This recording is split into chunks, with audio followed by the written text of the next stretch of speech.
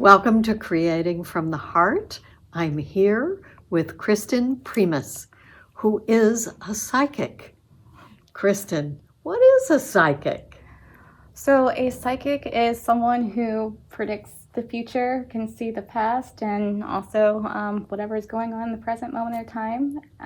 And there's also psychic mediums. So the medium also speaks to spirits that have passed on, or angels and guides and people who energies that want you to know something. Yes. That's good, because we could all use a little information, maybe more, and encouragement more than we have. Yes. What a great thing. So, Kristen, first of all, how does somebody find you?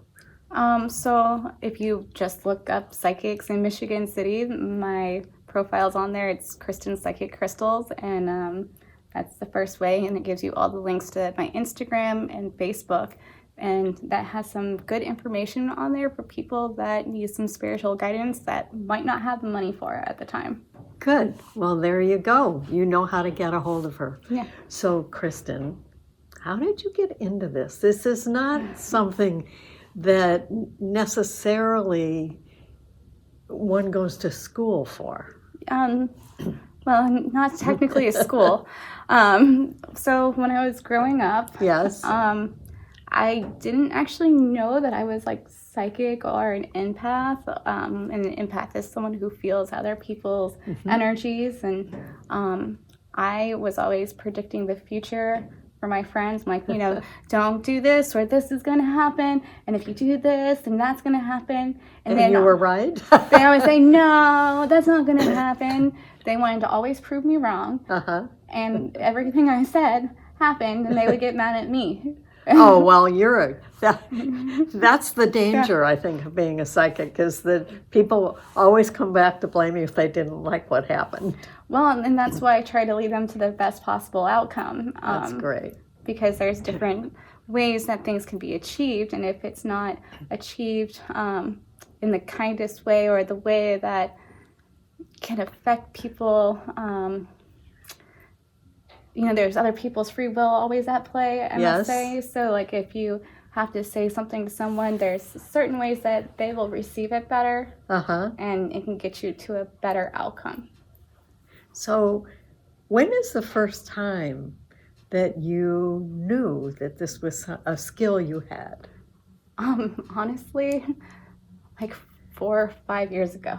Oh, really? Yeah, recent? I really had no idea. Nobody ever told me, like, oh, hey, you're a psychic, or you're a medium, or you're an empath. Like, nobody told me anything. What happened 4 or 5 years ago that sort of made you realize? So, I started going through an awakening, which is where you feel extremely crazy, and you're laughing and you're crying, and then you're crying and then you're laughing because you don't know why you're crying, and you just kind of feel out of sorts, and like you don't know what's going on, and there's just a lot of energy that's unexplainable.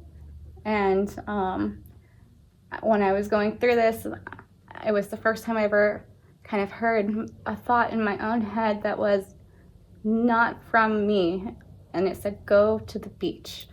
And I'm like, okay, well, since I'm going crazy here, I might as well just go to the beach. Okay. So I was trying to do the research at home of what was going on with me on Google, which is usually not the best things to do, right? To look on Google for your medical diagnoses or whatever. And when I got to the beach, I went ahead and redid my search, and it was like 23 signs that you're awakening, like spiritually awakening, and I had 22 of the 23 signs. So at that moment in time, I'm like, okay, so if I'm spiritually awakening, then either I'm gonna go extremely crazy and end up in a mental institution, or become extremely awesome. And I got nothing to lose, so let's might as well be awesome. So I'm gonna hope for awesome. Gratefully, I turned out awesome, so thank you.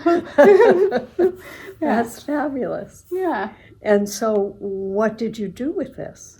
How did it turn out to be awesome, I should say? So I just started doing like meditations at first and practicing different like psychic skills on my own, and using like things to test my intuition, like playing cards. And like I just kept like, what card am I going to pull? It's going to be X, and you pulled it? Well, or what is that? No, mean? I kind of wanted to do it more in a fun way. Okay. Because I shouldn't really gamble. Nobody really should. So I wanted to play blackjack at home, and I put down like, you know, how they would do it in the casino. Okay. And but actually first I'd have them all face down, and I'd have mine and then the house, which is technically me as well. But okay. you know, and then I would just start guessing numbers. So then I would remember the numbers that I guessed, start flipping over the cards like they would in the casino, give myself intuitive points, and then I would go ahead and play the game. And then if I won, then I got my chip, and if the house won, then they would get their chips, and then I could see like what percentage I was right. Like I could do the math, and my highest was 90%, actually. Woo-hoo-hoo! Yeah, 90% right on the cards, which that was recently, and I was like, wow, I really improved. So, and it's a fun way to do it, something on your own at home without going and spending money at the casino, or possibly losing or winning all the money. Right. Yeah. Wow. Yeah. That's amazing. So when you discovered this, what did you do with it? I started. How did you get into talking with people, and do you have a business now that you have that's related to this? Well, I started everything off as psychic crystals, and I was doing a lot of crystal research. Okay. I didn't understand at the time really that everything has energy in it, and so. But I was like really curious about all the crystals, and I started making like crystal jewelry, and but I didn't want my name in it because I didn't want everyone to know that I was a psychic yet. I was not ready to come out of the psychic closet. I never thought that I was going to come out of a closet, but came out of the psychic closet. Good for you. Thank you. Welcome to the world. Thank you. And so there's a place for all of us. There really is. So I think I just started talking to people randomly and handing out business cards, and sometimes it would be people in the supermarket, and I would just have to tell them certain messages, or when I really started to get into it, I was doing free readings to see how I would do. And everybody was always so happy and satisfied that it's like, all right, I can actually start to charge now, like once my confidence was there. Because it's all about confidence and believing in yourself too. That's true. Because given some of the impressions that some people have of psychics, it can leave you not feeling very confident. Right. If you're around them a lot. And if you are good at what you do, it's good to get out there so that people can appreciate your gifts. Yeah. And psychics really do get a bad rep because either they're not coming from a good place, like from love and light, and like I do, and then plus there's the religious aspect, and or just bad experiences from their own childhood or whatever, and so people are sometimes a little bit afraid of psychics, and I think it's kind of funny because I'm like the kindest person. I would never do harm, but I know of other psychics that are not like me. So how do you know a good psychic? So if most people can be empaths, and so if you empath is somebody who's empathetic with others. That, and then they can also feel energy of the other person, like if someone's feeling sad or happy, that they can actually feel that, or kind of what they're radiating. Got it. And so if there's, first off, you always want to follow your intuition. Right. That's number one. And so, like, if you're looking at a list of psychics and you're like, yeah, I don't think so on that one, then the answer is no. Also, that if you needed to, like, really feel it, you can hold your high heart chakra, which is, like, right here, and then your sacral, which is, like, right underneath your belly, and take a deep breath and center yourself. And when you're looking at the list, if you can feel the love that is coming off of them, then that's a good sign. If you don't feel anything, you do not want to. Not a good sign. Not a good sign.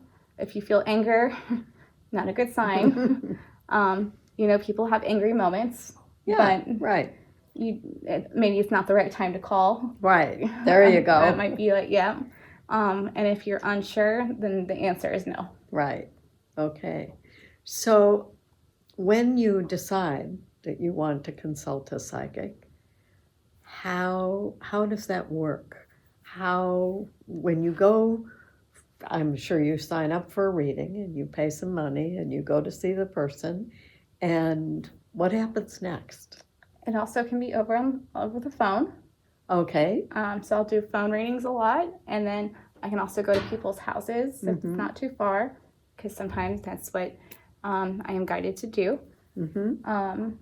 So I just basically state my intention, which is only messages of purity of the light of truth, of unconditional love, of the highest vibrational frequency, and that my boundaries are respected. Please and thank you, and it is so. And then I do not go through like the mind. I go up high and channel, like either from someone's higher self, angels, spirit guides, or ancestors, whoever is available at the time, I guess. I remember the first time I ever went to see somebody, and it was not that it was an experiment mostly for me. I was younger and I was curious, and my sister-in-law had been to see this person, and I thought, and she told me what her experience has been, and I thought, well, it would be fun just to see. And, maybe not, I don't know. So I went. It was way out on Route 20 toward South Bend. And I went to see this woman, and she felt my grandfather. Okay. And she talked to me about my grandfather, who was in the electrical field, into carbon, and he had been a friend of Tesla, the real Tesla, not the car. Yeah. And the things He's a that very funny spirit. Yes. I must say, he's a very funny Well, spirit. he was and very kind and generous. He was very jovial.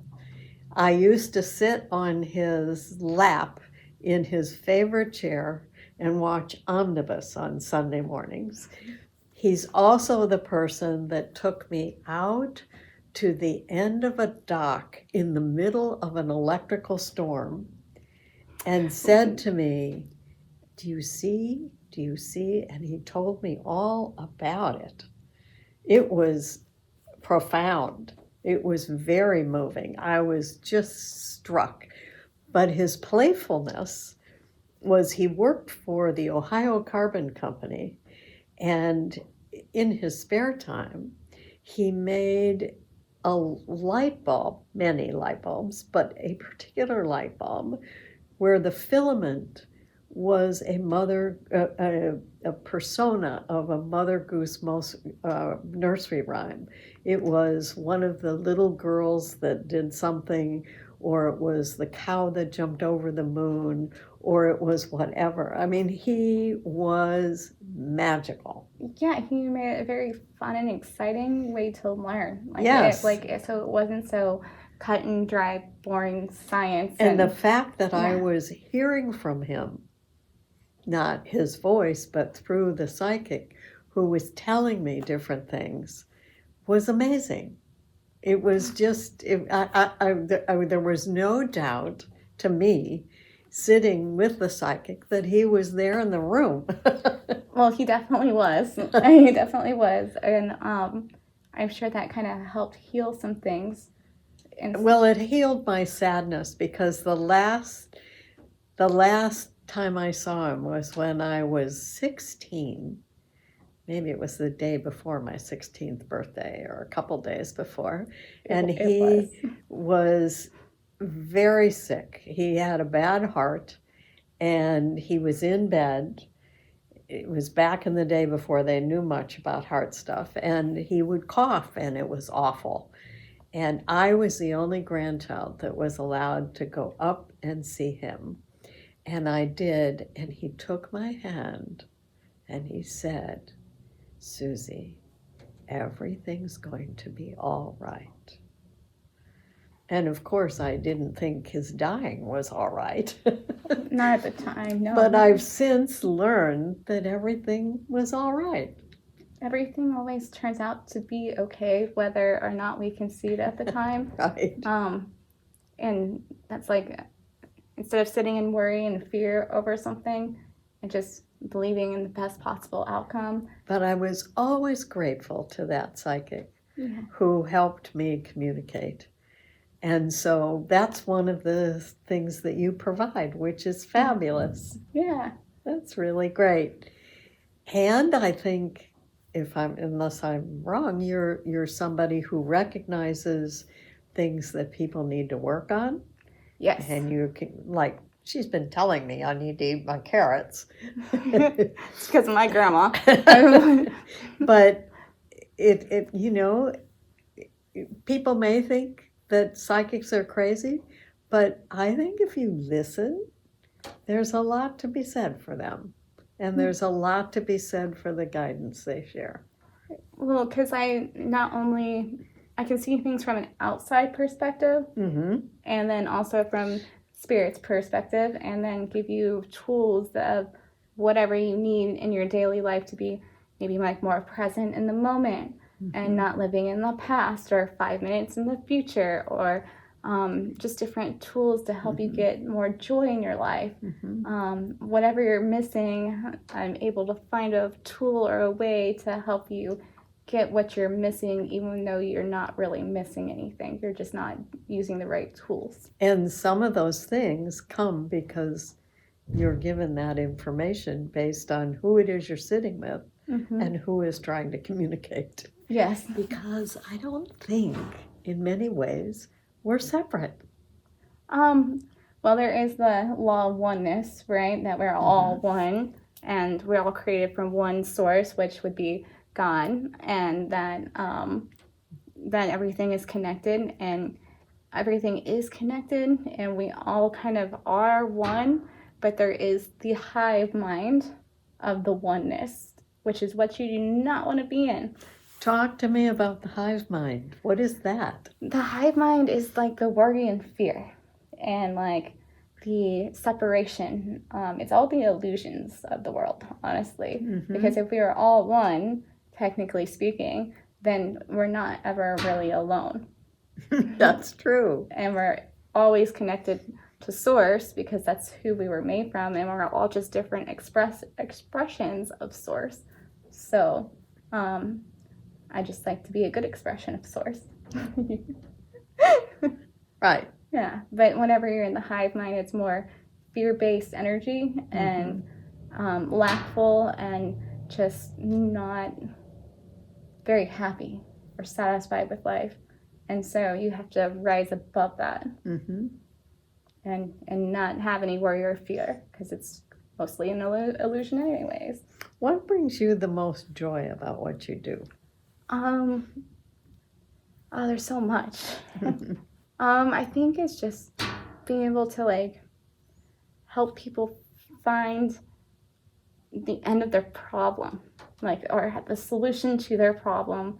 And sometimes they might come in for like a love reading or something, and it's not really what we talk about. Like, we'll talk about it for like 5 minutes, maybe 10. I don't know, I lose track of time. But what the main point is like why they're searching for love so hard is because they're not feeling their own love. and they're not looking inside of themselves. And so they are going through like maybe the same lesson over and over because they're not looking for their own love. They're looking for love outside of them whenever they have everything they need within them. Mm-hmm. So just being able to help people find that little missing piece that's not actually missing. Right. And have them more... It's almost like rediscovering. Yeah, it is. It's almost like you're always, like people are infants walking around and have to relearn to walk or something. Oh, that's a good description. Yeah. Especially, I think, when something traumatic happens in your life. Yes, and there's been, very many traumatic things that have happened in my life, but there's always a way to overcome it. And like I used to have PTSD really bad in the car, and I have no fear driving now. Been like that for many, many years, but I mean, like I was terrified if anybody else was driving or if I was driving. And what was driving that? Okay, so I was to use a pun. So what was driving? Yeah, now I get sorry, that took a second for me to actually catch up. So when I was a kid, I kept predicting I was going to be in a car accident and I was going to die in a car accident. But I was never afraid at that time, like as a child or even when I got my license, I was never afraid. But I was in 2 car accidents about a year apart. The first one I wasn't driving. I swear I'm a good driver. I really am. Okay, anyways. And the second time I was on the way to a job interview for like when I went to college for. So totally sober, middle of the day. And actually wasn't even my fault. But it was on the highway and I hit a truck. And I literally died. It's not funny, but I literally died and went up to heaven. And how was that? Tell me about that. It was the most beautiful experience of my life, even though I'm back here. It was very colorful on the way up and very light and airy, and there was no pain because I had a year of being in pain before that. Before then. Yes, and so all my back pain was gone, and I felt so free, and it was like all the weight of the world was lifted off of me, and I was in peace and joy and happiness, and all I wanted to do was stay. That's all I wanted to do. Yes. And I got to meet, like my grandma who already passed on, and some other spirits, and God was there, and I don't remember his face, but he was humongous, and I remember looking up at him, and he had like a white robe on, and he told me that I had to come back down to earth, and I was like, no, I like the way I feel here, and I'm staying. And he's like, well, you got a purpose, and you need to go back. And I'm like, no, that's okay. I'll stay right here. I like it. It feels good. And he was like, no, you got to go. And I was like, no, sir. I mean, you're funny. If you think I'm going to go back down there with more back pain and like probably something else going on, like you're funny. And he's like, well, we all love you. We're going to make sure that it doesn't last forever, your pain and your suffering. It won't last forever. You're going to be all right. Bye. And then like next thing I knew, it was like, boom, all the way back. And I was back in my car and I could see maybe a couple inches above the hood of the car. Uh-huh. And I was not really happy. Not very happy. I felt like I came back to hell, but this is not hell. Your reality is what you make it. So it can either be a heavenly reality or... So how did you move on from that? Well, did your pain last forever? So I had, after that time, there was a total 11 years of pain and then 10 years of short-term memory loss where I don't really remember anything. So thankfully I don't remember most of the pain. Very good. Yeah, or a lot of what happened during that time. Uh-huh. And what ages were that, sort of? Oh my goodness, I'm so horrible with time, especially after 10 years of not remembering anything. Okay. I'm gonna say 23 to 33-ish, Okay. something like that. Okay. I really don't know. All right. I won't even lie. Okay. But I was like already starting to awaken, so the short-term memory loss was already fading, Mm-hmm. and it was pretty much gone by that point. And it's a very long story, so I'm not going to get into the story of what Okay. happened, but we'll just say a miracle happened. Mm-hmm. And at the time that the miracle was occurring, it was like a healing. And when I was like, on my way back to my car, I was like, I don't feel much better. I actually feel much worse right now because of all the walking I had to do. Mm-hmm. And that would be normal for a day of being in pain and having, you know, bulging discs in your neck and stuff. And but I was like, you know what, I'm not gonna give up hope or faith that this won't work. And Was it like, sort of, I'm not going to give up because they told me I'm not to give up? No, I don't think so. I think it was just like I made up my mind. There you go. Like I made up my mind that I am done being in pain. Uh-huh. And if something was promised to me, I'm going to take it. There you go. I think that was more of the case. And so I went home and went to bed, and I was still in pain. But when I woke up the next morning, I had no pain in my body, and I could completely move my body like normal, instead of, you know, having to go like this to be able to cross the street, like move the whole legs and body. So at that point, Mm-hmm. what were you thinking you were going to go to do? Meaning, did you know then that you were going to be a psychic? I was already on my path of You were. psychicness. You just needed a little reinforcement. It was just a promise was made. Uh-huh. And since I was already starting to do like God's work, that like What you were called to do. Right, my purpose that he sent me down here for. Sorry, it's just funny because I was just telling him how funny. I'm like, you're funny if you think I'm gonna go back down there. So I'm so sorry. I forgot the question though. I guess I don't really have short-term memory loss anymore. That's all right. Get That's off topic. But you came back and you did your work, and you are still doing your work. Yes. And well, we're grateful that you are here. Thank you. I'm grateful to be here, and I wasn't for a while. I must say, with all that pain, I was very upset about the situation. But I can now actually say thank you for my life. Thank you. Like every day when I wake up, I'm very thankful to be alive. Good. Well, we're glad to have you here. Thank you. Is there anything else we should know that you can think of? Let's see. Everything isn't as difficult as what it needs to be. That's like everything seems like everything has to be so difficult in this world. And it doesn't have to be that way. It really doesn't. No. And you don't have to absorb other people's suffering and pain. It's not yours to carry. No. You can help. You can help through your words, but you don't need to sacrifice yourself. Right. And I think that's important for people to know, because people that are very empathic or very loving take on everybody else's energy as their own, and it's sad, like, to see them It's not always a good thing. No, I mean, if you already got your own problems, then you got their problems. You can't heal their problems. They can't heal because they're not even holding on to their problems to fix themselves. So there's a lot to be said for boundaries. Yes. And that's why I have energetic boundaries. Right. Yes. Right. And that's why they must always be respected.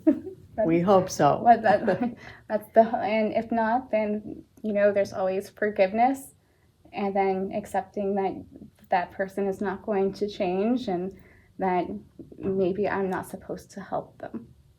Or whatever. And right. And if I am, then then it will happen. And if right. I'm not, but it's out of my control. Right. And that's all I can do. right. It's like let the big guy take care of everything for me. Okay. Yeah. Anything else? I think that people would find it interesting that I do like past life readings, like Akashic Records. Good. I do like pet intuitive stuff. Sometimes the past life readings are really helpful. They are, because then you kind of realize why you're struggling Why you're enmeshed in something. Yes, exactly. Like why you're repeating the same lesson. Not necessary. Or just, yeah, it's totally not necessary if you just learn the lesson. Or why they just don't eat. It's because they starved to death in a past life, and so they just forget to eat because that's what they did that whole life was not eat. Not eat because they didn't have the resources. Mm-hmm. Mm-hmm. It's interesting how we carry these things forward. Yeah, it really is. The soul is an amazing thing, and it does kind of last forever. It does. Yeah. Gratefully. Yes. Yeah. Well, and it's all part of one. Yeah. That's right. Well, Yeah. thank you for sharing. Oh, you're welcome. And I must say that even though we are all one, we're still individual people. Yes. And like, don't let anybody take your individuality from you. Yeah. I think that's important to say. I do too. Yeah. Great. Because people can misinterpret that. Yes. And we don't need any of that. Good. Yeah. Well, creating from the heart, the artistry of living. I'm grateful to have Kristen Primus with me. Kristen. Kristen. Kristen. Kristen. Yes. Yes. So we'll see you next time. Thank you for having me. You're Thanks. welcome.